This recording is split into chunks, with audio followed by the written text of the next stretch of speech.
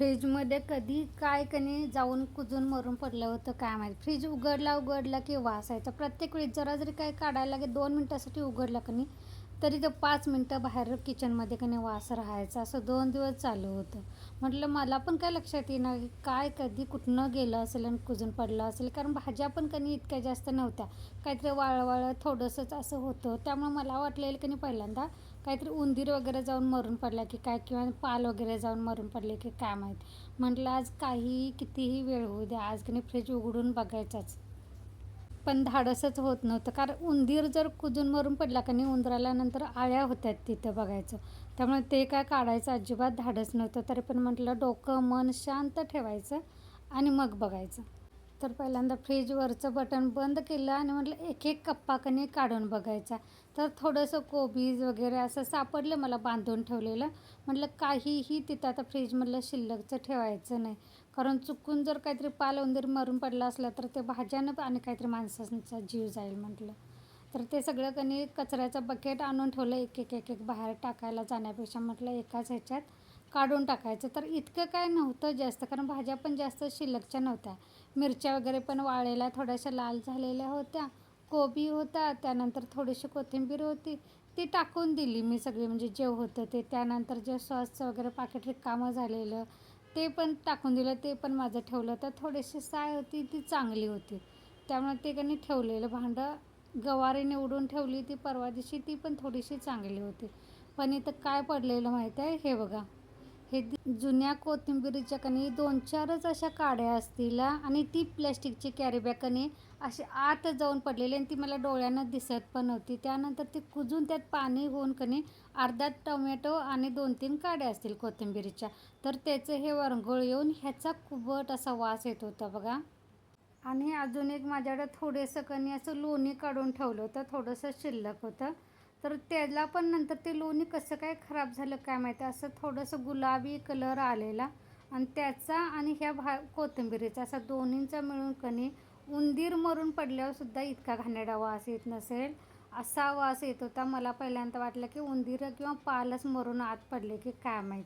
तर ते सगळं आता म्हटलं की नाही, तसं पण मी इतर वेळी काय करते, ओल्या कापडानं क्लीनर वगैरे मारून पुसून घेते. ह्यावेळी म्हटलं काही नाही, ते वास जायलासाठी की नाही सरळ भांड्याची घासणी साबण घेतला, सरळ घासलं आणि ओल्या कणी असं पातेल्यात पाणी घेतलं आणि सगळं कापडाने ते सगळं घासून पुसून काढलं. नंतर म्हटलं शॉकाला येऊ दे काही येऊ दे, पण आज हे घासायचंच. कप्पे सगळे गोळा करून कठड्यावर ठेवलेले, ते अजून घासलेले नाहीत. हे म्हटलं दरवाजा वगैरे बघायचा. पहिल्यांदा खालचा कप्पा एक माझा मोडलेला. जर तुम्हाला कधी फ्रीजचं असं कप्पे वगैरे मोडलेले मिळतात काय हो, म्हणजे माझा ट्रे पण मोडलेला आहे आणि कप्पा पण मोडलेला आहे. जर मिळत असेल तर तेवढंच आणून बसेन, कारण माझा फ्रीज चांगला आहे, बाकी काहीच प्रॉब्लेम नाही. फक्त ते भाज्या ठेवायचा खालचा ट्रे आहे बघा तो, आणि इकडे बॉटल वगैरे ठेवायचा दरवाजाचा कप्पा तेवढंच खराब झालेला आहे. तर एक कप्पा कणी मी पहिल्यांदा सगळा घासून पुसून घेतला. नंतर माझ्या लक्षात आलं अरे हा तर निघतोय, त्यामुळे परत काढला आणि सगळं ओट्यावर कणी घासून धुवून म्हटलं आता बाहेर पालती घालायचं. कारण घरात पालती घातलं कणी परत संध्याकाळी थोडंसं ओलसर असतंच. आणि आज शुक्रवार होता, म्हटलं एखादा आठवडा बाजार करायला येईल, कारण पोरांच्या डब्यासाठी भाज्या ह्या लागतात आणि आज काही करून भाज्या आणायलाच पाहिजे, बाजार तो करायलाच पाहिजे होता. म्हटलं बाहेरच उन्हात ठेवायचं म्हणजे पटकन ते वाळून जाईल. कारण घरात ठेवलं की परत आणि त्या किचनमध्ये पसारा दिसणार. त्यानंतर तोपर्यंत कचरा घंटी आली आणि आमच्या भागात म्हटलं ना, मी एकटीच आहे की ते घंटा गाडीत कणी कचरा टाकते. तशी तर आठवड्यातून 2 वेळा येते, पण मी आठवड्यातून एकदाच कणी एक कॅन केलेला आणि एक आपलं छोटंसं बकेट असतं की नाही ते कचऱ्याचं, ते आहे. तर एकत्र कॅनमध्येच गोळा करते आणि आठवड्यातून एकदाच कणी टाकून देते त्या गाडीमध्ये. फ्रीजमधलं ते भाज्यांचे वगैरे डबे ते पण सगळे घासले. सगळं एकही साहित्य ठेवलं नाही बिना घासणीचं. सगळं ते बाहेर उन्हात घातलं. त्यानंतर आज मला गव्हाचं दळप पण करायचं होतं. म्हटलं गहू थोडंसं कणी पोतं आणलेलं त्यातलं जरा गहू वाळवायला पाहिजे होतं, पण आज इतकं पण ऊन नव्हतं आणि आज मला वेळ पण झालेला, म्हणजे आता दुपार झालेली. इथनं पुढं कधी असं वाळणार, कारण कसं असतं ऊन सकाळचं चांगलं लागते धान्याला, दुपारनंतर थोडीशी तीव्रता कमी येते, त्यामुळे ते ऊन लागत नाही. म्हणून म्हटलं आज राहू दे, फक्त दळपापुरतंच टपामध्ये काढलं आणि ते थोडंसं उन्हात ठेवलं, म्हणजे कसं वाळवलं की गिरणीला पीठ पण चांगलं बारीक असं पडतं. त्यानंतर हे सगळं आवरायला किचनमधली थोडीशी भांडी होती ती पण घासून कठड्यावर ठेवली. ती लावली. कठडा सगळा रिकामा पडला, कारण एक काहीतरी काम करायला गेलं की नाही बाकीची कामं राहून जातात. तसं तर मी आज पुऱ्या बनवायच्या होत्या अजून, म्हणजे पोरांच्या डब्यासाठी तेवढ्या बनवल्या होत्या नाश्त्याला. आणि हरभरा डाळीचा मसाला घालून ग्रेव्हीदार अशी भाजी केली होती. तीच मी नाश्ता पुरी भाजी दिली होती आणि डब्यामध्ये पण तेच दिलं होतं.